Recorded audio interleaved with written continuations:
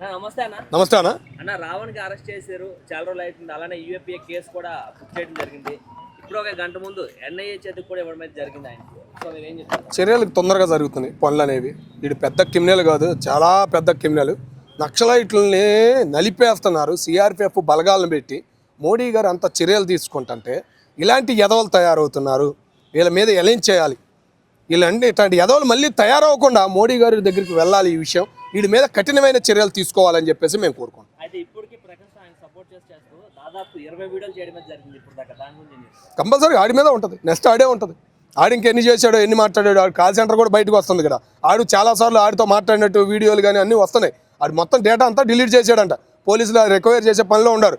చాలామంది పేర్లు బయటకు వస్తాయి అని కూడా పోలీసులు చెప్పడం నేను చూశాను. అయితే ఈ ఇష్యూని డైవర్ట్ చేయడం కోసం చెప్పి ఎవరైతే తులసి చెందని చెప్పి ఆమె ఉంది కదా, ఆమె ఏం చేస్తుందంటే రాముడా రావణుడా అని చెప్పి మళ్ళీ దాన్ని టాపిక్ డైవర్ట్ చేసి మెల్లగా అందరి మైండ్ డైవర్ట్ చేయడం చేస్తుంది. ఎవరిది టైప్ చేయడానికి ఉండదు. ముఖ్యంగా పోలీసుల చేతికి వెళ్ళిపోయిన ఆధారాలన్నీ వీడిని వదిలిపెట్టరనే నమ్మకం అయితే మాకు ఉందయ్యా. అది అయితే సోషల్ మీడియా నెటిజన్స్ ఏమంటున్నారంటే ఒక్క రావణ్ ఎందుకు ఈ తులసి చందుని నెక్స్ట్ ప్రకాష్ రాజ్ కూడా ఇన్వెస్టిగేట్ చేస్తే బెస్ట్ అని చెప్పి ఉంది. వీడి దగ్గర నుంచి మొత్తం డేటా రాలేదు, డిలీట్ చేశాడు. ఆ డిలీట్ చేసిన డేటా మొత్తం చూసినట్టయితే ఎవడెవడు ఉన్నాడు ఏంది మొత్తం తెలిసేది కదా.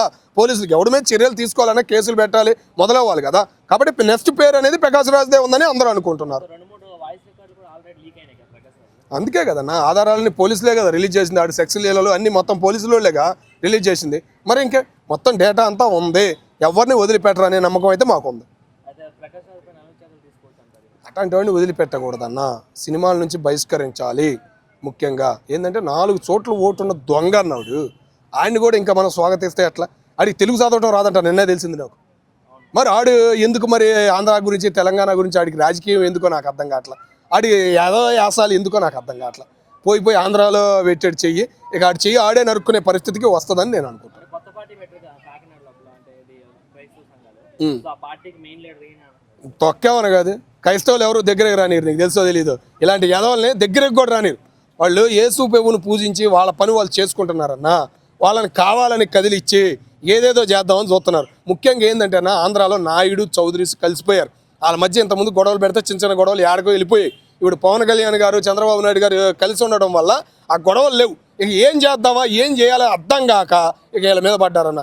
అది పరిస్థితి. వాళ్ళు కూడా గ్రహిస్తారు ఇలాంటి యదవల్ని ఏడుంచాలో ఏం చేయాలనేది వాళ్ళకి అర్థమైంది. అయితే రావణ విషయం అయితే కానీ, లేదంటే సుజాల్ ప్రీతి విషయం అయినా సరే, లేదంటే మొన్న జరిగిన ఏది విజయవాడ సాయి కృష్ణ ఇష్యూ కానీ, ఈ మూడింటి లోపల కీలకంగా ఒకటే పాయింట్ వైసీపీ. ఈ మూడింటికి వైసీపీ ఎందుకు సపోర్ట్ చేస్తారు? పని లేదు, ఏముంది. గవర్నమెంట్ని ప్రశ్నించలేదు. పథకాలు ఏమైనా అమలు అవుతున్నాయా, సూపర్ 6 అమలు అవుతుందని అడగలేదు. అసెంబ్లీకి రాలేదు. మొన్న రీసెంట్గా వెంకయ్య నాయుడు అలా 3 అయ్యా మేము ఉంది, భారతదేశాన్ని దళాలు ఇచ్చాం, మీరు 11 మంది ఉన్నారు, అసెంబ్లీకి వెళ్ళకపోతే ఎట్లా, నాయకుడి లక్షణాలు ఇయ్యానా అని అడిగారు. నాయకుడి లక్షణాలు ఒక్కటి కూడా లేవు అనేది అర్థమవుతుంది. ఇప్పుడు నిన్న వచ్చే మావిగాని అంటున్నాడు, నిన్న వచ్చి విజయవాడ అంటున్నాడు. మరి ఎవరు స్వాగతిస్తారు? ఇక ఏమీ దొరకట్లా. నాయుడు చౌదరి కులం మధ్యలో పొలాలు పెడదామని ఆయన అంబాటిని పెద్దగా లేపారు, పైకి లేపారు. ఆయన ఆడి కులం వల్లే బండబుద్ధులు తిట్టబడి వాడు మూసుకు కూర్చున్నాడు. మరి నోటికి వచ్చినట్టు మాట్లాడకూడదు అనేది అర్థమవుతుంది. ఇప్పుడు అలా మా కొడాలి నాని అన్నని గదిలేస్తున్నారు మళ్ళీ వచ్చి. ఆయన స్ట్రాంగ్గానే చెప్పాడు. ఆడు దొంగ అయితే దొంగ తీసుకెళ్ళి జైల్లో పెడతారు బాబు, దొర అయితే బయటకు వస్తాడు, మీ బాధ ఏంది అన్నాడు. సరిపోలే. ప్రజలు నెక్స్ట్ టైం ఓటు వేద్దామన్నా సరే ఇలాంటి విషయాలు, తప్పుడు విషయాలు కూడా సపోర్ట్ చేస్తే ఓట్లు ఎవరు వేస్తారు? నువ్వు ఓటేస్తేనే వాళ్ళు గెలిచారని మాత్రం అనుకో మాకు. పెద్ద గ్యామ్లింగ్ అది. ఎప్పుడు బయటపడిద్దో ఏమనేది చెప్పలేం కానీ, ఓకేనా? అది పెద్ద గ్యామ్లింగ్. మరి మోడీ గారు ఉన్నన్నాళ్ళు ఉండిద్దో, మోడీ గారు దిగిపోయినాక అది బయటపడిద్దో ఏమో చెప్పలేం కానీ, ఎందుకంటే రాహుల్ గాంధీ గారు లాంటి వాళ్ళే పట్టించారు. ఒకే కుటుంబంలో 60 ఓట్లు ఉంటాయని ప్రశ్నించి ఒక ప్రశ్న మార్క్ పెట్టేసి పక్క తప్పుకున్న రాహుల్ గాంధీ గారు లాంటి వాళ్ళు ఉన్నన్నాళ్ళు ఇలాంటివన్నీ కొనసాగుతాయి. ఎవడుండేది ఏందనేది అంతా కేంద్రం చేతిలో నలిగిపోతుంది. ముఖ్యంగా దక్షిణ భారతదేశం. మరి ఎప్పుడుకి విముక్తి వచ్చిద్దో, ఎప్పుడు బాగుపడిద్దో అనేది చూడాలి. నమస్కారం అండి. సార్, రావణ్ గారికి ఆల్రెడీ యూఏపీఏ లోపల అరెస్ట్ చేశారు. అయితే ఒక 1-2 గంటలు అవుతుంది, ఎన్ఐఏ కూడా అప్పచెప్పడం జరిగింది. సో దాని గురించి మీరేం చెప్తారు? పాపం పండినప్పుడు మనిషి జీవితం ఏమైపోతుందో తెలుసుకోవడానికి రావణే ఉదాహరణ. ఉచ్చనీచాలు లేకుండా, తారతమ్యాలు లేకుండా, ఇష్టాన్రీతిగా అడవిలో జంతువు చెలరేగిపోయినట్టు చెలరేగిపోయి 100 కోట్ల హిందువుల మనోభావాలతో ఆడుకున్నటువంటి వ్యక్తి ఎవరైనా ఉన్నారంటే అతను యూట్యూబర్ రావణ్. రావణ్ అనకూడదు, యూట్యూబర్ జోసఫ్. ఎందుకంటే అతను ఒక నాస్తికుడిని అని చెప్పుకుని హిందూ మతం పైన, హిందూ నమ్మకాలపైన, హిందూ దేవతా దేవుళ్ళపైన ఇష్టాంరీతిగా చెలరేగిపోయి కన్ను మిన్ను కానకుండా కళ్ళు బయర్లు గమ్మిపోయి బాధ్యత లేకుండా, సమాజం పట్ల బాధ్యత లేకుండా, దేశం పట్ల బాధ్యత లేకుండా, మతాల పట్ల బాధ్యత లేకుండా, కులాల పట్ల బాధ్యత లేకుండా ఒక పిచ్చెక్కిన కుక్కలాగా చెలరేగిపోయాడు. మరి అలాంటి వ్యక్తి మరి ఈవేళ దొరికిపోయాడు. పాపం పండింది. ఏదో పవన్ కళ్యాణ్ గారిని అన్నందుకు జైల్లో పెట్టారేమో అనుకున్నాం, కానీ వెనకాల ఇంత నెట్వర్క్ చేస్తున్నాడు, ఇంత దుర్మార్గం దేశం పట్ల పన్నుతున్నాడని ఈవేళ అర్థమైపోయింది. కాబట్టే ఎన్ఐఏకి అప్పచెప్పారు. ఖచ్చితంగా ఆయన ఏ రకంగా దేశద్రోహం చేశాడు, ఏ రకంగా దేశద్రోహిగా మారాడు అనేది తప్పనిసరిగా వాళ్ళు చెప్పిస్తారు. ఆయనతో చేసిన పాపాలన్నీ కడిగేస్తారు. ఖచ్చితంగా బుద్ధి కూడా వస్తుందేమో అనుకుంటున్నాను. అయితే ఏదైతే ఎన్ఐకి అబ్జెక్ట్ చేశారో, ఎన్ఐకి వెళ్తే ఆల్రెడీ ఎన్ఐ అంటే నేషనల్ ఇన్వెస్టిగేషన్ ఏజెన్సీకి ఎప్పుడైనా సరే అంటే వ్యక్తి అని వెళ్ళిందా 3 to 5 years 10 years ఉండిపోవడం అనేది జరుగుతుంది. అంటే మ్యాక్సిమం బయటికి రారు. చెప్పలేమండి. బెయిల్ అనేది రావడం అనేది ఉండదు. ఎందుకంటే బెయిలబుల్ కేసులు కాదు అవి. ఒక దేశ ద్రోహం కేసు అంటే సామాన్యమా? అతను ఏ రకంగా నక్సలిజాన్ని, దుర్మార్గాన్ని ఎన్నో రకాలుగా ప్రోత్సహించి దేశ శత్రువుగా మారిపోయాడు ఆ వ్యక్తి. ఎందుకంటే దేశం పట్ల గౌరవం లేదు, మనుషుల పట్ల గౌరవం లేదు, జాతుల పట్ల గౌరవం లేదు. మనిషిని మనిషిగా గౌరవించలేని వాడు మనిషే కాదన్నట్టుగా ఆ మనిషి అలా తయారైపోయాడు. కాబట్టి ఈవేళ ఎన్ఐఏకి అప్పచెప్పారు. ఖచ్చితంగా ఆయన చేసిన నేరం నిరూపితం అవుతుంది. ఇలాంటి బాధ్యతారాహిత్యంగా బ్రతుకుతున్న ఏ ఒక్కడి జీవితమైనా ఇలాగే అవుతుంది. అయితే ఏదైతే కొంతమంది నెటిజన్లు ఏమంటున్నారు అంటే సోషల్ మీడియా లోపల ఈ ఓన్లీ ఒక్కనే కాకుండా ప్రకాష్ రాజ్ని, తులసి చంద్ని కూడా ఎన్ఐఏ వాళ్ళు ఇన్వెస్టిగేట్ చేస్తే ఇంకా చాలా వివరాలు దొరికే అవకాశం ఉన్నాయంటున్నారు. ఖచ్చితంగా చేయాలండి. తులసి చంద్ని, ప్రకాష్ రాజ్ గారిని కూడా ఖచ్చితంగా చేయాలి. ఎందుకంటే దేశం పట్ల బాధ్యత లేదు వీళ్ళకి, జనాల పట్ల బాధ్యత లేదు. ఎందుకంటే ఇష్టానుసారంగా చెలరగిపోయి దేశాన్ని తక్కువ చేసి మాట్లాడలేము. అసలు వాస్తవంగా దేశం అభివృద్ధి చెందాలంటే అన్ని మతాలు, అన్ని కులాలు, అన్ని ప్రాంతాలు కూడా సామరస్యంతో మెలిగి ఖచ్చితంగా దేశం పట్ల ప్రేమతో మెలగాలి. లేదా కులాల పట్ల మతాల పట్ల విద్వేషాలు రేపినట్లయితే మన మనుషుల పట్ల మనుషులు విష సంస్కారాన్ని నేర్చుకుని గందరగోళానికి గురై గొడవలు పెట్టుకుని ఇష్టానుసారంగా దేశం గందరగోళం అయిపోతూ ఉంటే దేశ అభివృద్ధి ఆగిపోయే అవకాశం ఉంది. కాబట్టి ఇలాంటి దుర్మార్గమైన ఆలోచనలను ఉన్నటువంటి ప్రతి ఒక్కరిని కూడా అరెస్ట్ చేసి వారికి బుద్ధి వచ్చేలాగా, మన దేశం పట్ల గౌరవం పెరిగేలాగా, దేశం అంటే అభిమానం ఉండేలాగా, ప్రాంతాలన్నా, కులాలన్నా, జాతులన్నా ప్రేమ ఉండేలాగా చేయవలసిందిగా పోలీస్ డిపార్ట్మెంట్ వారిని, గవర్నమెంట్ వారిని కూడా మనస్ఫూర్తిగా కోరుకుంటున్నాం. అయితే ఫైనల్గా ఒక క్వశ్చన్ సార్, ఈ 3 నుంచి 5 సంవత్సరాలు యూట్యూబ్కి ఇంకా విశ్రాంతి దొరికినట్టేనా? అలానే ఎందుకు అనుకోవాలి? వాడు మనసు మారాలి, మనస్తత్వం మారాలి, దేశం పట్ల ప్రేమ పెరగాలి. అంతే తప్ప మనిషి నాశనం అయిపోవాలని మనం కోరం కదా. ఎందుకు? వాడి జీవితం నాశనం అయిపోతే మనకేమైనా లాభం వస్తుందా? వెధవకి బుద్ధి రావాలి. బుద్ధి వచ్చి దేశం పట్ల, మన పట్ల గౌరవం ఉండాలి. అంతే కోరుకునేది. అన్న నమస్తే అన్న. నమస్కారం అండి. అన్న రావణ్కి ఎన్ఐఏకి అప్పచెప్పారు, సో దాని గురించి మీరు ఏం చెప్తారు? చాలా శుభసూచకం అండి. ఈ మధ్య ఏ కుక్క పడితే ఆ కుక్క మరవడం మొదలు పెడుతుంది. హిందూ సమాజం మీద, హిందూ దేశం మీద మరవడం అని చెప్పేసి ఫ్యాషన్గా అలవాటైంది వాళ్ళకు.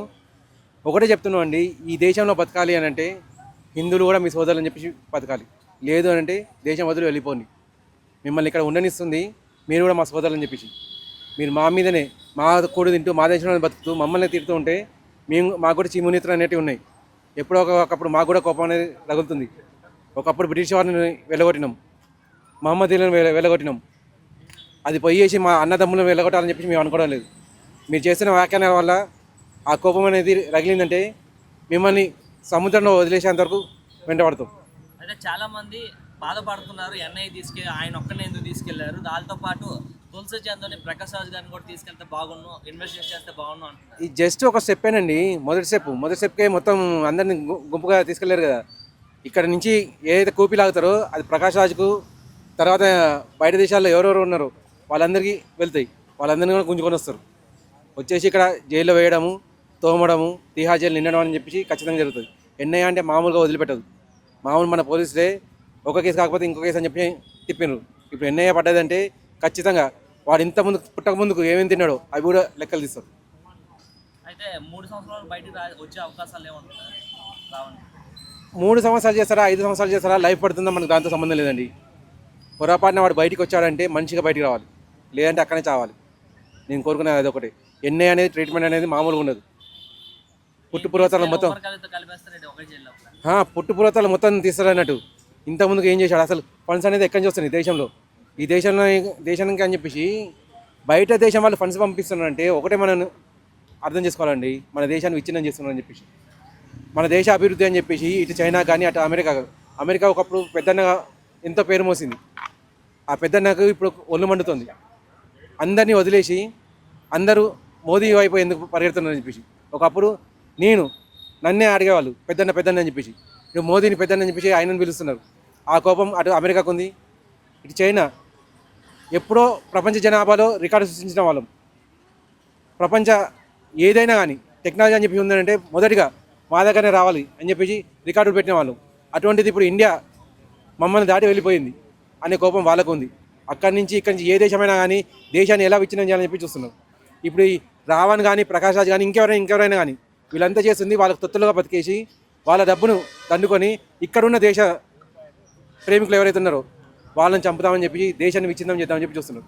అటువంటి వాళ్ళకు ఎన్ఐఏ కాదండి, ఇంకేదైనా స్పెషల్ ఫోర్స్ అని చెప్పేసి క్రియేట్ చేయాలి కేంద్రం అనేది. ఆ స్పెషల్ ఫోర్స్ అని చెప్పేసి కేవలం వీటి మీదే ఉండాలి అన్నట్టు. ఇప్పుడు ఎలాగైతే మోదీ గారు ప్రపంచ దేశాలకు వెళ్ళాక అక్కడ ఒక రూల్ తీసుకొని వచ్చారు. ఇప్పటి నుంచి ఇక ఫండ్స్ తీసుకురావాలంటే దానికి పర్టికులర్గా ఈ రూల్స్ అనేవి అవలంబిస్తామని చెప్పేసి దాని ద్వారా దేశద్రోహం అని చెప్పేసి క్లియర్గా బయటపడతారని చెప్పేసి.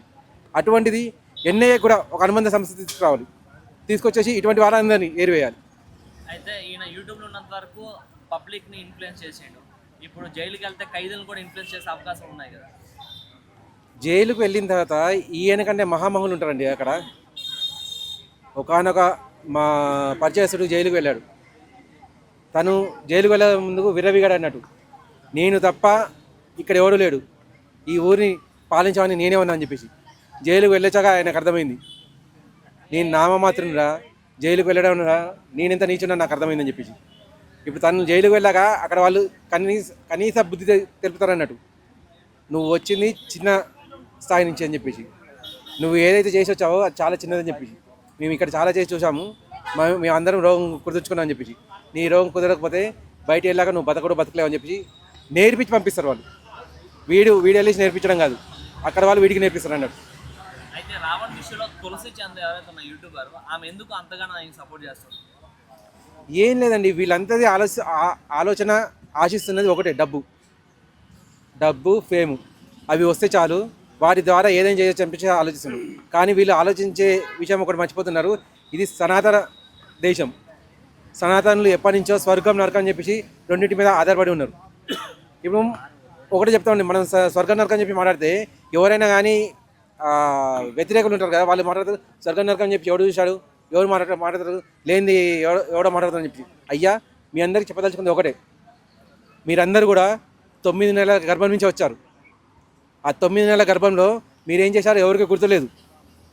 అభిమన్యుడు లాంటి వాడికి గుర్తుంది. వాడు మహామహుడు కాబట్టి ఆ గర్భంలో కూడా తను ఏం చేశాడని చెప్పేసి తెలుసుకున్నాడు. అటువంటి మహామహులు మా సనాతన ధర్మంలో ఉన్నారు కాబట్టి వాళ్ళు స్వర్గ నరకాలు ఉన్నాయని చెప్పేసి చెప్పగలిగారు. ఇక్కడ మనం ఏ నీచ కార్యం చేసినా కూడా అవి అనేది ఖచ్చితంగా స్వర్గ నరకాలు తేలుతాయి. అయితే తులసి చంద్ ఏదైతే ఇప్పుడు ఈయన సపోర్ట్ చేస్తుందో దాన్ని కన్వే చేయడం కోసం అని చెప్పి వేరే అంటే దాన్ని తప్పించడం కోసం అని చెప్పి రామ మందిరమా లేదంటే రావణ అని చెప్పేసి ఆమె కొన్ని తమ్నెల్స్ పెట్టడం జరుగుతుంది. రాముని మందిరం కట్టినప్పుడు వ్యతిరేకించింది కూడా ఈమె, ఇప్పుడు రాముని మందిరం కోసం ఈమెకి ఎందుకు వస్తుంది? ఒకటేనండి, ఇక్కడ రాముడా రావణుడా అని చెప్పి అన్నప్పుడు క్లియర్గా దేశ ప్రజలందరూ రాముడి వైపు ఉంటారు. రావణుడి వైపు ఉండేవాళ్ళు శూర్పణఖ. ఈవెన్ విభీషణుడు కూడా సొంత తమ్ముడే అయినా కానీ రావణుని వదిలేసి రామునికి పంచం చేరిండు. ఎందుకు? సత్యం అనేది ఎప్పటికైనా గెలుస్తుందని చెప్పి. ఇప్పుడు మీరు డబ్బు కోసం అని చెప్పేసి ఎంత నీచాన్ని వెదజల్లినా కూడా రేపొద్దున గెలిచేది రాముడే అని చెప్పేసి.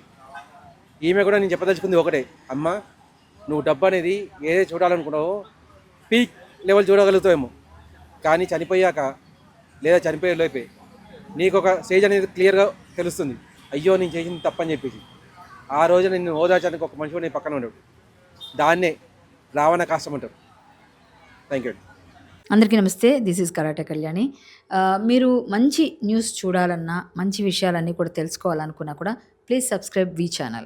హలో అండి, వీటీవీ సబ్స్క్రైబ్ చేయండి. హాయ్ అండి, this is actor Suman. So వీటీవీని లైక్ చేయండి, షేర్ చేయండి, సబ్స్క్రైబ్ చేయండి. Hi hello, I'm Sasirekha, miss India. So వీటీవీని లైక్ చేయండి, సబ్స్క్రైబ్ చేయండి, షేర్ చేయండి. ఏమైనా డౌట్స్ ఉంటే కామెంట్ బాక్స్లో కామెంట్ చేయండి. Thanks for VTV.